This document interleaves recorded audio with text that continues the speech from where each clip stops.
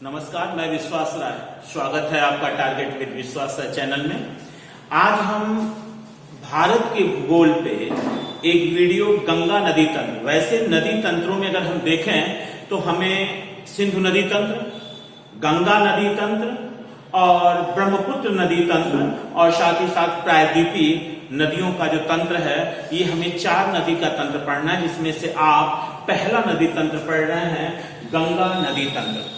याद रखिएगा, ज्योग्राफी में इन नदी तंत्रों का एक अपना स्थान है। क्वेश्चन यहाँ से उठते हैं, कौन किसकी सहायक नदी है, कहाँ पर मिलती है और किस स्थान पर गिरती है। तो बहरहाल कहाँ से निकलती है, किन राज्यों से निकलती है, गंगा कितनी लंबी है और किन किन राज्यों से होकर जाती है। तो आइए हम सबसे पहले अगर हम देखें अपने गंगा नदी तंत्र को, तो सबसे पहले हम उत्तराखंड में चलते हैं। उत्तराखंड में इनका उद्भव है और सतोपंथ हिमानी और गंगोत्री हिमानी।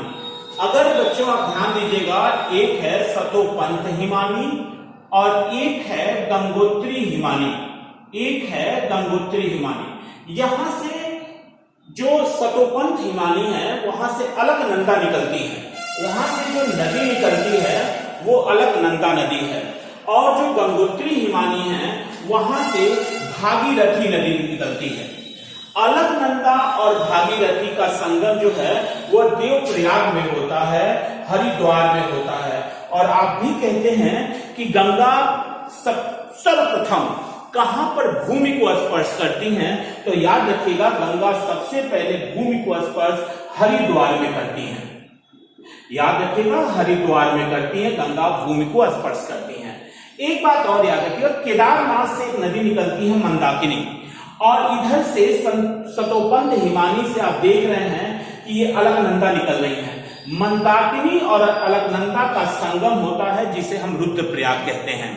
रुद्रप्रयाग, अगर यही हम देखें कि सतोपंथ हिमानी से मैंने आपसे कहा कि अलकनंदा निकलती हैं, तो अलकनंदा यहां से अलकनंदा निकल रही हैं, अलकनंदा और इधर से धौली गंगा आती हैं। तो जब अलकनंदा और धौली गंगा मिलती हैं तो विष्णुप्रयाग बनाती हैं। याद रखिएगा, अलकनंदा और धौली गंगा मिलकर विष्णुप्रयाग बनाती हैं। और यही अलकनंदा जब आगे बढ़ती हैं और नंदाकिनी नदी जब आकर इनसे मिलती है तो ये नंदप्रयाग बनाती हैं। नंदप्रयाग, फिर अलकनंदा और आगे बढ़ती हैं, यहां से जब पिंडार नदी इनसे आकर मिलती है तो ये कौड़प्रयाग बनाती हैं। और यही अलकनंदा और आगे बढ़ती हैं और इनके दाईं छोर से केदारनाथ से निकली मंदाकिनी जब आके इनसे मिलती हैं तो ये रुद्रप्रयाग बनाती हैं। और गंगोत्री हिमानी से जो भागीरथी नदी निकलती है मुख्य रूप से, और सतोपंथ से अलकनंदा निकल रही हैं, और जब वह देवप्रयाग यानी हरिद्वार में मिलती हैं तो यहीं पर देवप्रयाग का निर्माण होता है। तो प्रश्न ऐसे भी पूछता है आपसे कि उत्तर से दक्षिण या दक्षिण से उत्तर का प्रयाग का क्रम बताइए। तो अगर हम उत्तर से दक्षिण की तरफ बढ़ें तो सबसे पहले विष्णुप्रयाग, विष्णुप्रयाग के बाद नंदप्रयाग, नंदप्रयाग के बाद कौड़प्रयाग, कौड़प्रयाग के बाद रुद्रप्रयाग और रुद्रप्रयाग के बाद आता है देवप्रयाग। और यदि हम दक्षिण से उत्तर की तरफ बढ़ें तो देवप्रयाग, रुद्रप्रयाग, कौड़प्रयाग, नंदप्रयाग और विष्णुप्रयाग। तो याद रखिएगा कि अलकनंदा और धौली गंगा मिलकर विष्णुप्रयाग बनाती हैं, यानी सबसे पहला बनने वाला जो प्रयाग है वो विष्णुप्रयाग है। जब अलकनंदा और नंदाकिनी मिलकर आपका नंदप्रयाग बनाती हैं, अलकनंदा और पिंडार नदी मिलकर कौड़प्रयाग बनाती हैं, मंदाकिनी और अलकनंदा ये दो नदियां मिलकर रुद्रप्रयाग का निर्माण करती हैं, और भागीरथी और अलकनंदा मिलकर देवप्रयाग का निर्माण करती हैं। तो हमने एक आपके लिए यहां पे सुविधा के लिए एक ग्राफ बना दिया है, आप इसे नोट करेंगे कि अलकनंदा और भागीरथी का मेल देवप्रयाग, अलकनंदा और मंदाकिनी का मेल रुद्रप्रयाग, अलकनंदा पिंडार नदी कौड़प्रयाग, अलकनंदा नंदाकिनी नंदप्रयाग, अलकनंदा धौली गंगा विष्णुप्रयाग। तो ये फिर से एक बार, विष्णुप्रयाग, नंदप्रयाग, कौड़प्रयाग, रुद्रप्रयाग और देवप्रयाग। फिर अब यहां से उत्तराखंड है, यानी गंगा की जो कुल लंबाई है, याद रखिएगा बच्चों, जो गंगा हमारी है उनकी कुल लंबाई 2525 किलोमीटर है। और ये अगर हम देखें तो किन किन राज्यों से होकर जाती हैं। अगर राज्यों का नाम लिखना हो राज्यों से होकर, तो आप सीधा कहते हैं कि उत्तराखंड, उसके बाद यूपी, उसके बाद यूपी से कन्नौज और गाजीपुर से निकलेंगे तो फिर छपरा में आप आएंगे यानी बिहार, और छपरा से आप आगे बढ़ेंगे तो सोनपुर होते हुए, कुर्सेला होते हुए जब आप फरक्का पे जाएंगे जहां महानदी मिलेगी वहां यानी पश्चिम बंगाल। यानी आप देखें अगर तो ये राज्यों से गंगा नदी को बहने का क्रम है। उत्तराखंड में बहती हैं, उत्तर प्रदेश में बहती हैं, बिहार में बहती हैं, साथ ही साथ बिहार के बाद वो पश्चिम बंगाल जाती हैं और फिर अभी हम बताएंगे आपको पद्मा के नाम से वो बांग्लादेश में प्रवेश करती हैं। आइए आगे बढ़ते हैं। अब ये उत्तराखंड से क्रॉस होकर यूपी में आ चुकी हैं और यूपी में जब आती हैं तो रामगंगा, जो उत्तराखंड से एक नदी बह रही है रामगंगा, वो रामगंगा आकर कन्नौज में इनसे मिल जाती हैं। यानी रामगंगा का मिलन गंगा से कहां होता है तो कन्नौज में होता है। कन्नौज को आप जानते हैं, अगर वन डिस्ट्रिक्ट वन प्रोडक्ट के तहत हम देखें तो कन्नौज को हम इत्र नगरी भी कहते हैं। इसका पुराना नाम महोदया था। तो कन्नौज से होते हुए अब ये और आगे बढ़ रही हैं और यहां पर प्रयागराज, यहां से यमुनोत्री हिमानी है। याद रखिएगा बच्चों, एक हिमानी और आपके पास है यमुनोत्री हिमानी। यहां से यमुना नदी निकल रही है और यमुना नदी बहते हुए प्रयागराज में जाकर गंगा के साथ संगम बना लेती है। यानी आपको पता है प्रयागराज में एक प्रयाग यहां भी है जहां गंगा और यमुना का संगम हो रहा है। अगर हम इस यमुना नदी के दाहिनी छोर से इनके जो इनकी इंटरकनेक्ट नदियां हैं, जो इनकी सहायक नदियां हैं देखें तो चंबल, बेतवा और केन। चंबल, बेतवा और केन यमुना की सहायक नदियां हैं। चंबल इंदौर मध्य प्रदेश से निकलती है, बेतवा विंध्य पर्वत मध्य प्रदेश और केन जो है कैमूर पहाड़ी से मध्य प्रदेश से निकलती है और दाहिनी तरफ से यमुना से आकर इनकी सहायक नदियां बनती है, मिल जाती है और आगे चलकर यमुना इन गंगा में समाहित हो जाती है प्रयागराज में, जिसका पुराना नाम इलाहाबाद भी था। आज वर्तमान में उसे हम प्रयागराज कहते हैं। प्रयागराज से जब ये गंगा नदी और आगे बढ़ती है तो ये गाजीपुर पहुंचती है। अब गाजीपुर में पीलीभीत, उत्तर प्रदेश के पीलीभीत से एक नदी निकल रही है गोमती, जो कि गाजीपुर यानी गंगा के बाएं छोर से इनकी सहायक नदी बनती है। याद रखिएगा, पूछा गया क्वेश्चन है कि फूलर झील कहां स्थित है। एक बार क्वेश्चन यूपीपीएससी ने पूछा था कि फूलर झील कहां स्थित है, आंसर था पीलीभीत में स्थित है। यहीं से गोमती का उद्गम है और गोमती नदी गाजीपुर में आकर गंगा के साथ मिल जाती है। इनका अस्तित्व यहीं तक है। उसके बाद गाजीपुर के बाद गंगा दूसरे राज्य में यानी आपके पड़ोसी राज्य बिहार में प्रवेश कर जाती है और बिहार में यहां से अगर हम देखें तो नेपाल से कुछ नदियां निकल रही हैं जो कि गंगा की सहायक बनेंगी। हम पहले नाम लेंगे काली और कर्णाली का। इन्हें नेपाल में काली और कर्णाली कहते हैं, जब भारत में चूंकि काली नदी को शारदा नदी और कर्णाली नदी को घाघरा नदी कहते हैं। और घाघरा नदी आगे बढ़ती है और शारदा इनके साथ मिल जाती है और मुख्य धारा जो है वो घाघरा के नाम से ही आगे बढ़ती है और घाघरा जाके छपरा में गंगा के साथ संगम कर लेती है।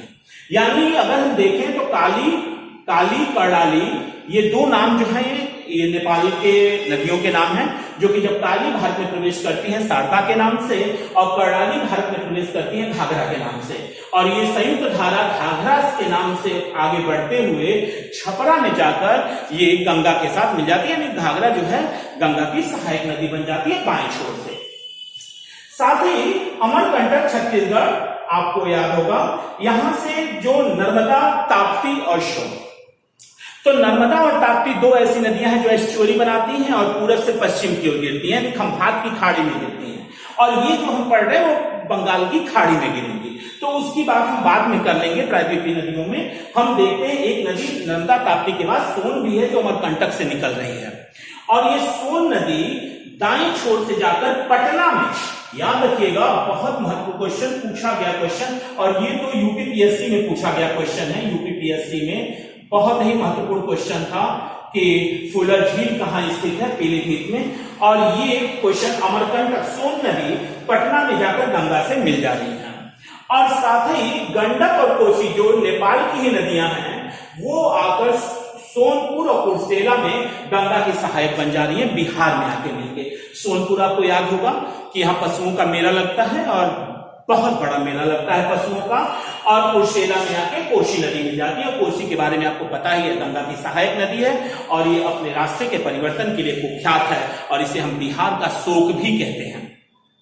अब जो गंगा है, अब बिहार राज्य को पार करके अब ये पश्चिम बंगाल में पहुंच चुकी है और पश्चिम बंगाल में फरक्का बांध, ये जो फरक्का बांध है, ठीक इसके पहले ही महानंदा आकर गंगा से मिल जाती हैं और फिर गंगा आगे बढ़ती है, गंगा आगे बढ़ती हैं और गंगा पश्चिम बंगाल में जाकर दो भागों में बढ़ जाती हैं। एक हुगली नदी, आपको पता होगा कोलकाता बंदरगाह हुगली नदी के तट पर ही स्थित है और ये हुगली नदी की एक सहायक नदी दामोदर नदी भी है, जिसे हम बंगाल का शोक कहते हैं। याद रखिएगा, कोसी को हम बिहार का शोक कहते हैं, कोसी को हम बिहार का शोक कहते हैं, अपने रास्ते के परिवर्तन के लिए कुख्यात है बिहार का शोक, और ये दामोदर नदी को हम बंगाल का शोक कहते हैं, बंगाल का शोक, बंगाल का शोक कहते हैं, बंगाल का शोक। तो हुगली नदी और एक इसकी शाखा पद्मा के नाम से बांग्लादेश में प्रवेश कर जाती है। जो हम ब्रह्मपुत्र नदी पढ़ाएंगे उसी समय आप देखेंगे कि इस पद्मा का भी अपना एक यथास्थान है, और अगर ग्राफ के द्वारा ही हम आपको स्पष्ट करें पद्मा के बारे में भी, तो ध्यान आशा करेंगे कि आप स्क्रीनशॉट ले चुके होंगे। अगर पद्मा के नाम से भी हम लें इसे,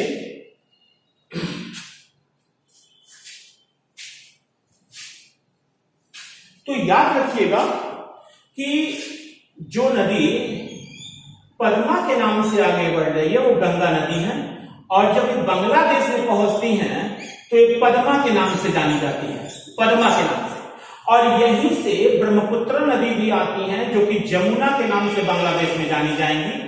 जब हम पढ़ाएंगे तो आपको पता चलेगा कि यमुना नहीं, जमुना, यानी गंगा को बांग्लादेश में पद्मा के नाम से और ब्रह्मपुत्र नदी को बांग्लादेश में जमुना के नाम से जानते हैं। और साथ ही यहां से एक नदी आती है मेघना नदी, मेघना नदी, और मेघना के नदी ही अब ये पद्मा जो है मेघना में बदल जाती है और मेघना के नाम से ही ये अनेक जल वितरिकाओं में वितरित होते हुए बंगाल की खाड़ी में गिर जाती है, बंगाल की खाड़ी में गिर जाती है। तो घबराइएगा नहीं, यहां तक आप पद्मा तक हैं, और जब ब्रह्मपुत्र नदी का संयोग पढ़ाएंगे, तंत्र पढ़ाएंगे, तो हम उसे बांग्लादेश में ले जाएंगे और किस तरह से इनके नामों में परिवर्तन हो रहा है आप स्पष्ट देखेंगे। तो ये रहा आपका गंगा नदी तंत्र। आशा करेंगे वीडियो पसंद आया होगा और आप इस चैनल को सब्सक्राइब जरूर करेंगे। अगले नदी तंत्र पे हम आएंगे और अगला नदी तंत्र हमारा होगा ब्रह्मपुत्र नदी तंत्र। धन्यवाद।